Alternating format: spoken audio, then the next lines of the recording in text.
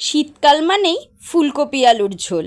যদিও এখন সব সিজনেই ফুলকপিটা পাওয়া যায়, কিন্তু সিজন ওয়াইজ সবজির টেস্টই আলাদা হয়।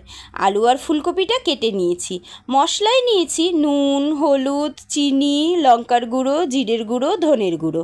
আর এখানে একটা মশলা বানানোর জন্য 1 ইঞ্চি আদা, 3টে কাঁচা লঙ্কা আর 2টো টমেটো নিয়ে নিয়েছি।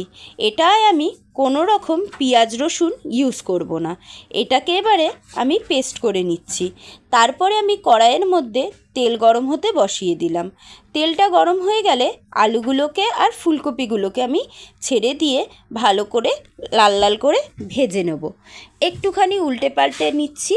আর এর মধ্যে আমি এই সময় কোনো রকম নুন বা কিছু ইউজ করিনি। এবারে বেটে রাখা পেস্টটাকে দিয়ে দিলাম।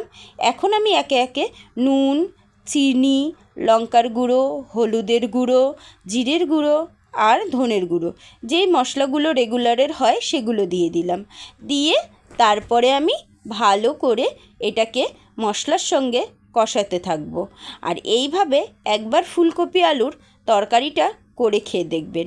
নিরামিষ দিনে হোক বা আমিষ দিনে হোক, আপনার পাতে এটা থাকলে আর অন্য কোনো খাবার আপনার মুখে নিতে ইচ্ছা করবে না।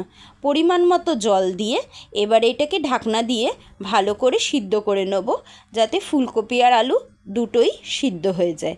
আর উপর থেকে ছড়িয়ে দেবো ধনেপাতা, কারণ শীতকালে সব রান্নাতেই একটু ধনেপাতা দিলে আলাদাই টেস্ট লাগে। তারপরে ভালো করে একটু নাড়াচাড়া করে নিয়ে এবারে আমি একটা সার্ভিং ডিশে উঠিয়ে নিচ্ছি। আপনাদের আমার ভিডিওটা কেমন লাগলো জানাতে ভুলবেন না। আর বাড়িতে অবশ্যই একবার ট্রাই করবেন। যদি আমার ভিডিও দেখে আপনাদের ভালো লাগে, চ্যানেলটাকে সাবস্ক্রাইব করে নেবেন।